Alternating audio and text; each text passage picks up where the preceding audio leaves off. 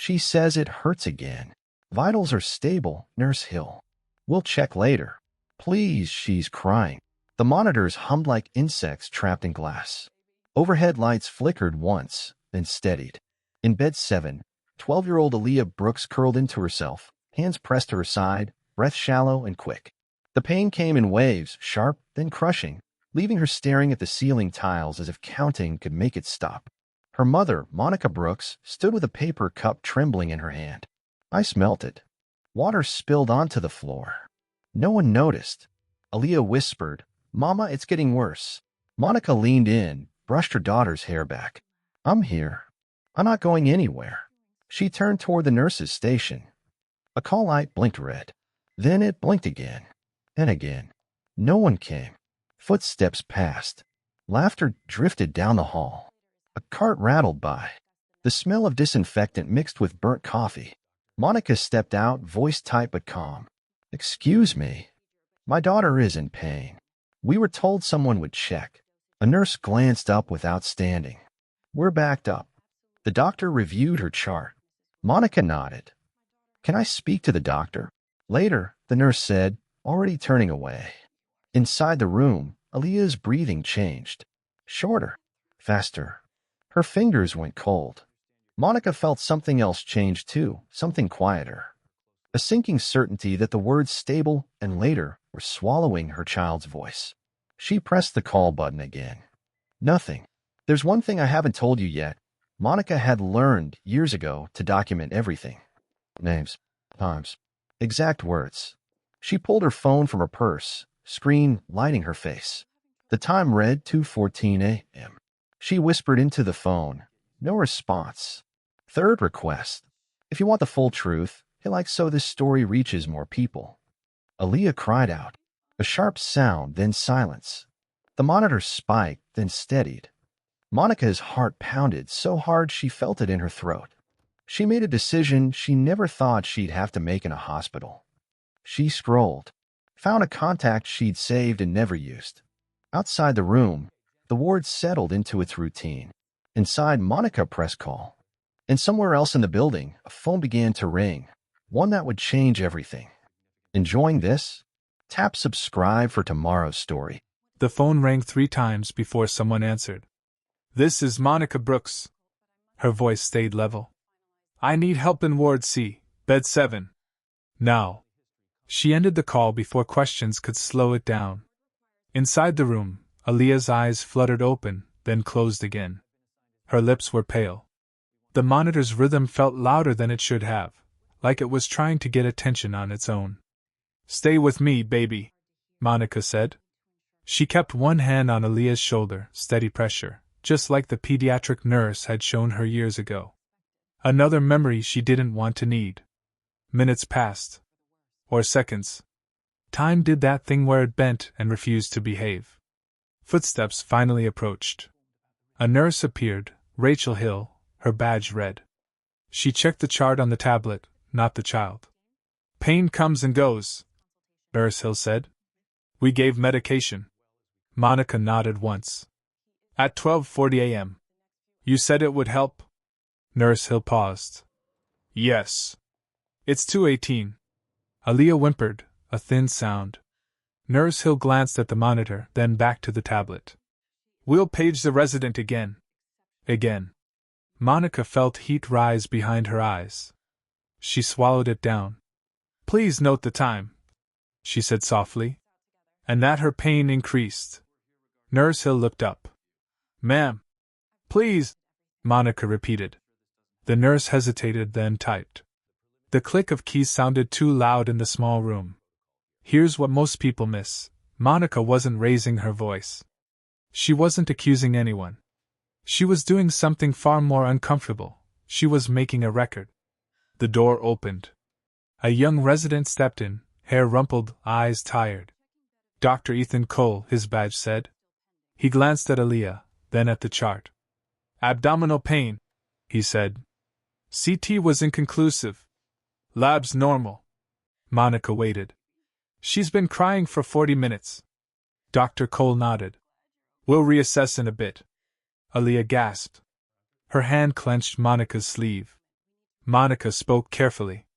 Dr. Cole, what would make you reassess sooner? The question hung there. Dr. Cole shifted his weight. Changes in vitals, he said. The monitor beeped, just once, sharp and brief. Aaliyah's breathing stuttered. Monica lifted her phone. The screen was still recording audio. She didn't point it at anyone. She just let it listen. I'm documenting, she said, calm as a metronome. Time is 2:22 a.m. My daughter is still in pain. Dr. Cole's eyes flicked to the phone. Something tightened in his jaw. Outside, voices gathered. A supervisor passed the door, slowed, then kept walking. The call Monica made was moving through the building, quiet but fast. Comment justice if you believe Aaliyah deserved to be heard. Dr. Cole cleared his throat. I'll order another evaluation. Thank you, Monica said. But as he turned to leave, Aaliyah whispered, barely audible. Mama, it hurts different. Monica felt a chill crawl up her spine. Because different meant something was changing. And whatever was changing was no longer willing to wait. The word different landed heavier than a diagnosis. Monica leaned closer. Different how, sweetheart? Aaliyah tried to answer, then stopped. Her jaw tightened. Tears slid into her hairline. The monitor's hum seemed to grow louder, as if the room itself was listening. Dr. Cole returned with a blood pressure cuff. He wrapped it, pumped, waited. The numbers appeared. He frowned, just a flicker, gone almost before Monica could catch it. Let's stay calm, he said. Pain can feel different as medication wears off. Monica nodded. Please write down what she said. Dr. Cole paused. Excuse me? She said it hurts different. Monica repeated. Please document that. He hesitated, then typed. The tablet chimed softly. Here's the part that usually gets skipped. Documentation changes the air. It slows people down. It makes them careful. Aaliyah shifted and cried out again, sharper this time. A sound that cut straight through Monica's chest. Nurse Hill stepped closer, hands hovering, unsure. Can we give her something else? Monica asked. We need an order, Nurse Hill said. Dr. Cole glanced at the door. I'll check with my attending. He left. The door clicked shut. Minutes stretched. Monica watched the seconds tick on her phone. 2:31 a.m. She pressed record again. Not because she wanted proof, but because she needed time to behave. Aaliyah's breathing sped up. Her skin felt clammy. Monica pressed the call button. The red light blinked. No one came. There's one thing I haven't told you yet. The call Monica made earlier hadn't gone to a family member. It hadn't gone to a lawyer. It had gone to a number printed in small letters on a patient rights poster by the elevator. One she'd read while pacing, one most people never notice. The ward door opened. A charged nurse stepped in, Linda Perez, her badge red. She smiled tightly. I hear we have concerns. Yes, Monica said. My daughter is in pain. I've requested reassessment. I'm documenting times and responses. Linda glanced at the phone, then at Aaliyah. Her smile softened, just a fraction. We're very busy tonight. I understand, Monica said. So is she. Aaliyah moaned. Linda checked the monitor. Her eyes lingered on the numbers a beat too long. We'll expedite, Linda said. Dr. Cole? He reappeared, followed by another physician, older, composed. Dr. Mark Reynolds, attending. What's going on? Dr. Reynolds asked. Monica answered before anyone else could. Clear. Precise. Times. Words. Symptoms. She didn't accuse. She recited. Dr. Reynolds listened. He asked Aaliyah a question. She couldn't answer. He looked at the chart again. Then at the monitor. Then at Monica's phone. Let's order imaging, he said. Now. The room shifted. Nurses moved faster. A transport stretcher appeared. Aaliyah was lifted gently, wires trailing like thin roots. As they rolled her toward the hall, Monica walked beside her, one hand never leaving her daughter's arm. Type yes if you want to see all the truth come out at once. They passed other rooms. Other families. Other quiet crises. Monica wondered how many voices had softened themselves into silence. At the elevator, Dr. Reynolds stopped. He lowered his voice. Mrs. Brooks, did you say you contacted patient services? Monica met his eyes. Yes. Something unreadable crossed his face. Not anger. Not fear. Calculation. The elevator doors opened with a soft chime. As they rolled inside, Monica felt it, the sense that the story was no longer contained in one room. Because when systems get documented, they respond. And sometimes, they push back. The elevator doors closed with a hush that felt too gentle for the moment. Aaliyah lay still, eyes half open, lashes damp. Monica counted breaths. 1, 2, 3. She didn't pray. She focused. Focus was something she could control. Dr. Reynolds stood near the panel, arms folded. The transport nurse watched the numbers on the portable monitor. No one spoke. Halfway down, the elevator jolted. Just a little. Enough to make Monica's stomach drop. Is she okay? Monica asked. The transport nurse checked. She's holding. Holding. Another word that sounded temporary. When the doors opened, the imaging hallway was bright and cold. The smell changed, cleaner, sharper. A tech hurried forward. CT is ready. As they transferred Aaliyah, Dr. Reynolds leaned toward Monica. You did the right thing, he said quietly. Monica searched his face. By calling patient services? He didn't answer directly. By insisting. The skin took minutes that felt like hours. Monica stood behind a glass panel, hands clasped so tightly her fingers ached. She watched the machine slide her daughter in and out, precise and indifferent. There's one thing I haven't told you yet. Across the hospital, another conversation was happening, one Monica couldn't hear, but would soon feel. A man in a dark blazer stepped off a different elevator. His badge didn't list a department. It listed authority. Back in imaging, the tech's expression changed as the images appeared. He didn't explain. He didn't have to. He left to get someone else. Dr. Reynolds returned, eyes fixed on the screen. His shoulders stiffened. We're admitting her, he said. Immediately. What is it? Monica asked. We need surgery to evaluate, he replied carefully. We should have caught this sooner. Sooner. Aaliyah was moved again. Faster now. Voices overlapped. Orders were given. Monica signed forms with a shaking hand. As they rushed down the hall, a woman stepped into their path. Mid-40s. Calm. A folder tucked under her arm. Monica Brooks? She asked. Yes. I'm Karen Whitfield, Patient Services. She glanced at Aaliyah, then back to Monica. I'm glad you called. Dr. Reynolds stopped short.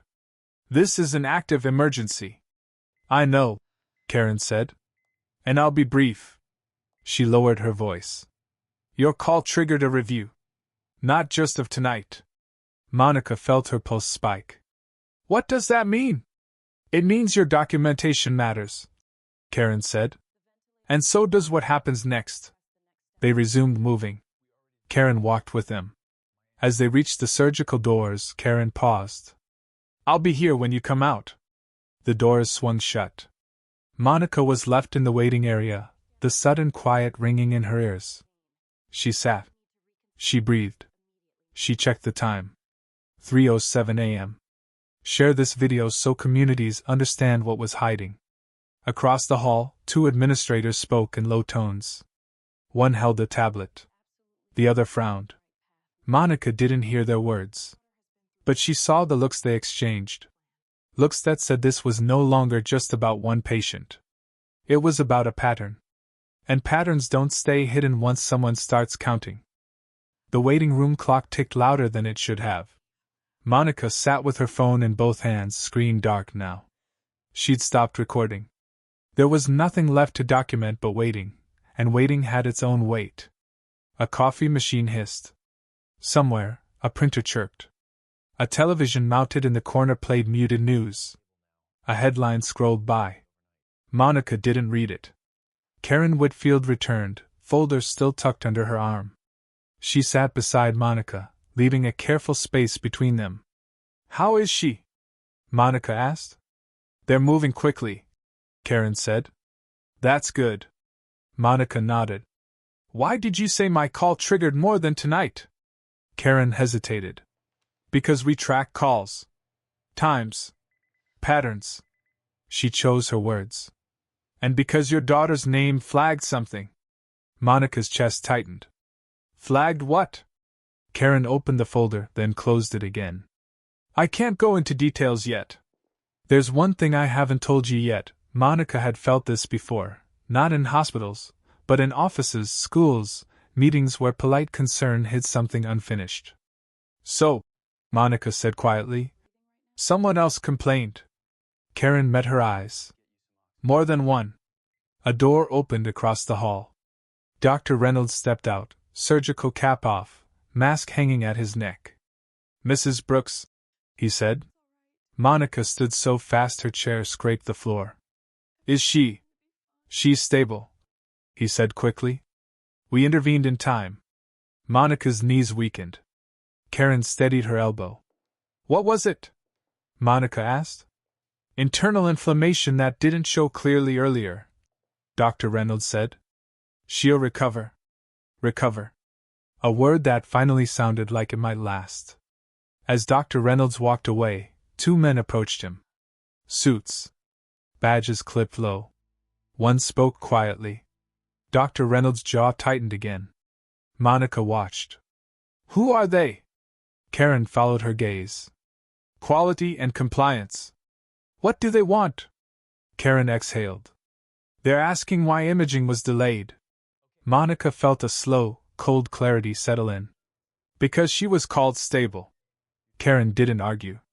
"If this shocked you, comment truth below." Another administrator arrived. Then another. Conversations clustered and broke apart like weather systems. Monica realized something unsettling. No one was asking her to lower her voice. No one was dismissing her now. Because the record existed. Karen leaned closer. "I need to ask you something," she said. "Do you still have your timestamps?" Monica unlocked her phone. "Yes." Karen nodded. "Good. Don't delete anything." The surgical doors opened again. A nurse waved Monica over. "She's asking for you." Monica stood, heart racing. As she followed the nurse, she glanced back at the waiting area. The suits were still there. More of them now. And for the first time since arriving, Monica understood. This was no longer about whether anyone believed her. It was about what they could no longer ignore. Aaliyah looked small in the recovery room, wrapped in white sheets, tubes neatly taped, machines whispering instead of shouting now. "Mama," she said, voice thin but steady.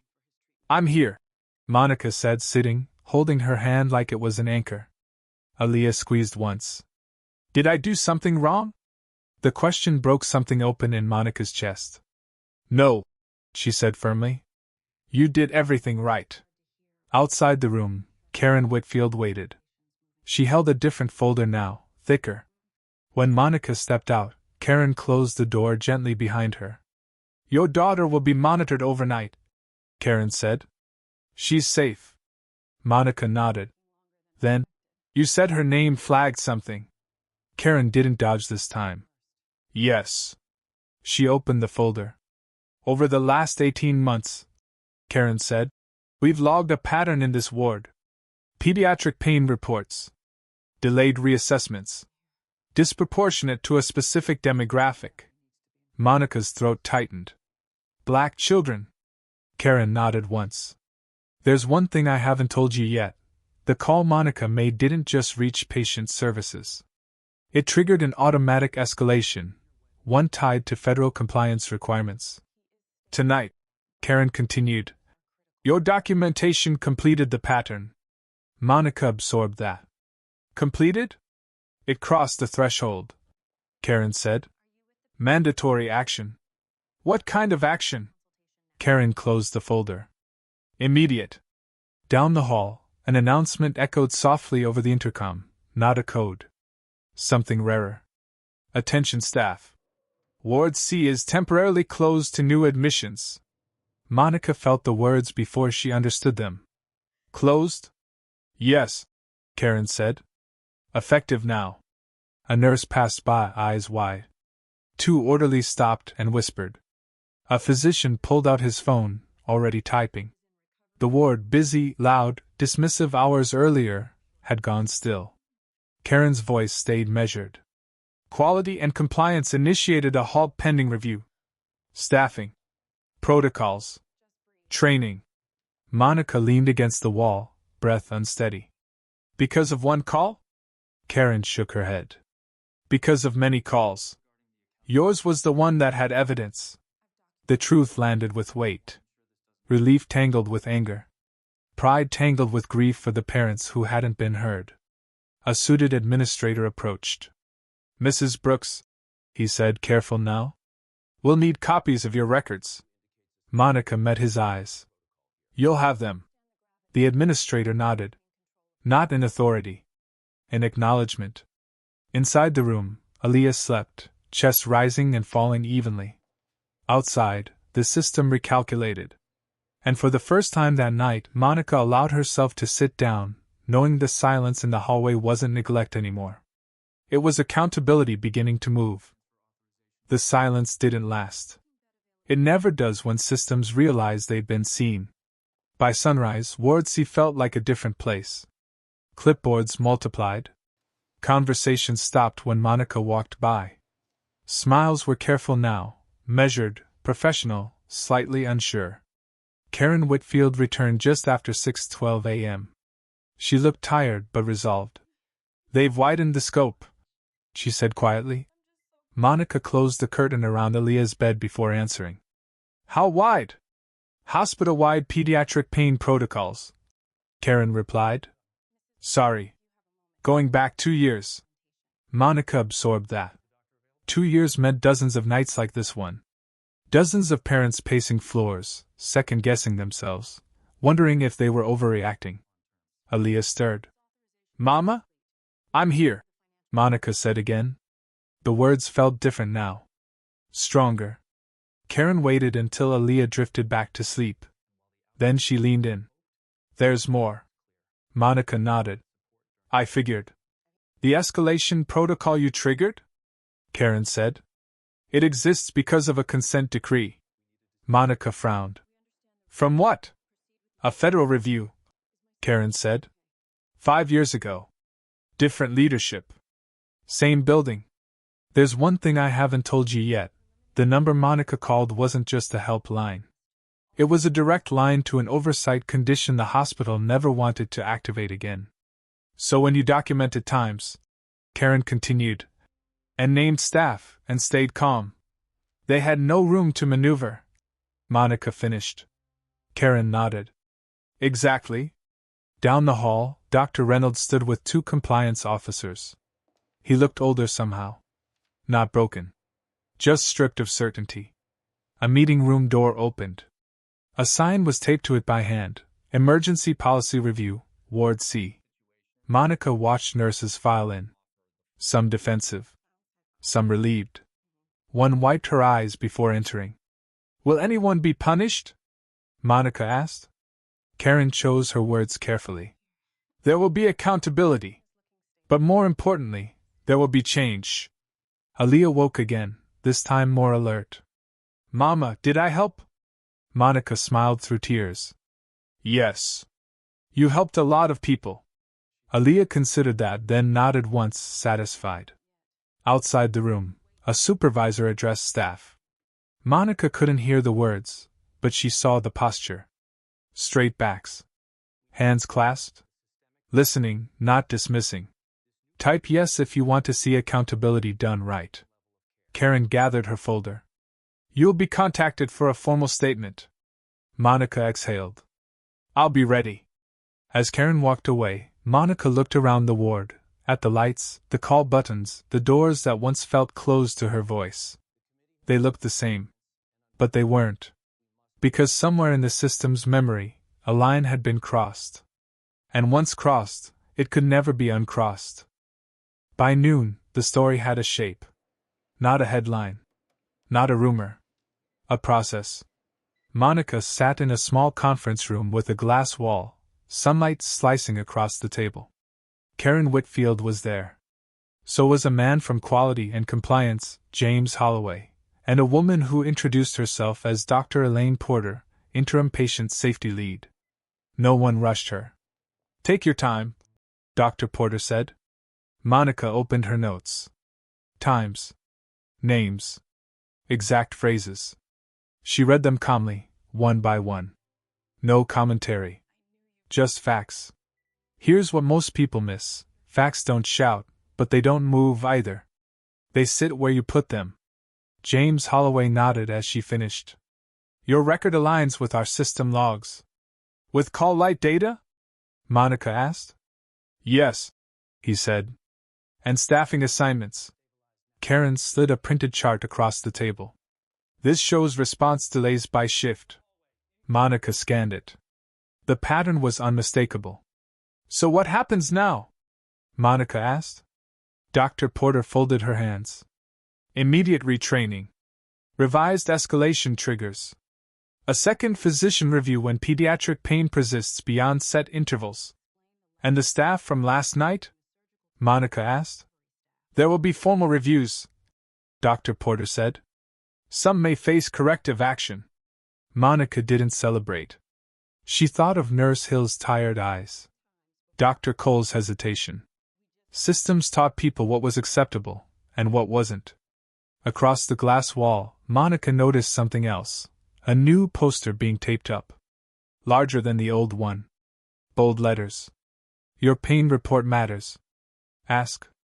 Document. Escalate." Aaliyah, sitting in a wheelchair beside Monica, read it slowly. "Mama, that's new." "Yes," Monica said. "It is. If this shocked you, comment accountability below."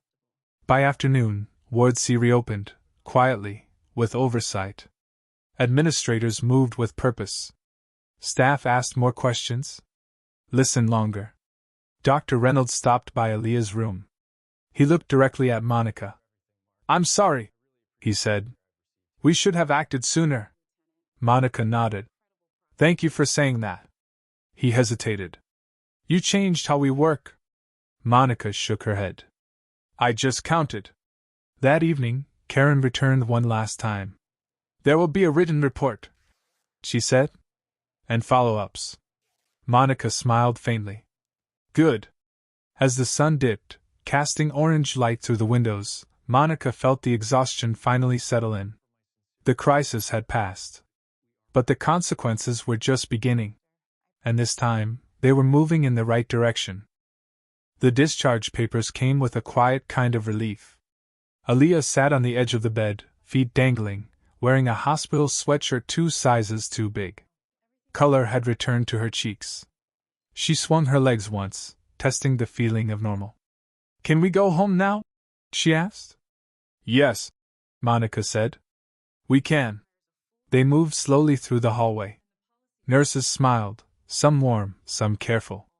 A volunteer held the elevator door. Small courtesies that hadn't existed 2 days ago. At the exit, Karen Whitfield waited. No folder this time. "I wanted to walk you out," she said. Monica nodded. "Thank you for staying." Karen hesitated. "Thank you for not backing down." Outside, the Seattle air was cool and clean. Aaliyah breathed in deeply, then laughed, a soft sound that made Monica's chest loosen. They sat on a bench while Monica waited for the ride. Aaliyah leaned against her shoulder. "Mama," she said, "are the other kids okay?" Monica considered the question. "They will be better than before." Aaliyah nodded, satisfied. "There's one thing I haven't told you yet." Later that afternoon, an internal memo went out, not with names, not with blame, but with new rules. Monica saw it on Karen's phone before they left. Mandatory pain reassessment intervals. Family escalation rights posted in every room. A direct line printed in bold at eye level. As they stood to leave, Dr. Porter appeared. Mrs. Brooks, she said, we'd like your input on the training. Monica smiled, surprised. I'm not a clinician. Dr. Porter shook her head. You're an expert in being heard. The car arrived. Monica buckled Aaliyah in, careful, gentle. As they pulled away, Aaliyah looked back at the building. Mama? Yes? Next time someone hurts, they won't wait so long. Monica watched the hospital recede in the mirror. No, she said. They won't. Type yes if you want to see change stick. The city moved around them, traffic lights, storefronts, ordinary life resuming its rhythm. The story wasn't about a shutdown anymore. It was about a door opening, and staying open. 3 months later, the lobby looked the same. Same polished floor. Same sunlight through tall windows. Same low hum of conversation and rolling carts. But Monica noticed what most people wouldn't. The sign. Right inside the entrance, at eye level, printed in clear, calm letters. Your voice matters. If pain persists, ask for reassessment. You have the right to document and escalate. Aaliyah stood beside her, backpack on, hair pulled into a neat braid. She read the sign slowly, then smiled. They kept it, she said. Yes, Monica replied. They did. They weren't there for an emergency this time. Just a follow-up. Routine. Scheduled. On time. At the desk, the receptionist greeted Aaliyah by name. A nurse came within minutes. She knelt to Aaliyah's level. On a scale of 1 to 10, the nurse asked gently. How do you feel? 2, Aaliyah said. The nurse nodded and typed. I'm writing that down. Monica caught the quiet emphasis on the words. Down the hall, a small group stood near a conference room. New staff orientation. Monica recognized Dr. Porter speaking, gesturing toward a slide on the screen. She didn't hear the words, but she knew the content. Documentation. Timelines. Listening. The appointment ended quickly. Healthy. Healing. Normal. As they walked out, Karen Whitfield spotted them. She crossed the lobby, smiling. We just finished the quarterly review, Karen said. Response times are down. Reassessments are up. Monica nodded. Good. Karen hesitated. We reference your case in training. Anonymously. Aaliyah looked up. Like a story? Yes, Karen said. A true one. Outside, they paused on the same bench as before. The air smelled like rain. Aaliyah pulled something from her backpack, a folded paper. I wrote something, she said. For what? Monica asked. For school, Aaliyah replied. We had to write about a time we used our voice. She unfolded the paper and read a line aloud, quiet but steady. Sometimes grown-ups don't hear you until you count. Monica felt her eyes sting. Aaliyah folded the paper back up. Can we get ice cream? Monica laughed softly. Yes. We can. They walked toward the street, hand in hand. Behind them, the hospital doors slid open and closed, letting people in and out, each carrying their own worries, their own hope of being heard. The building hadn't changed its shape. But its memory had. And because one mother refused to let silence stand in for care, that memory would guide every step taken inside. Yendi, thanks for watching.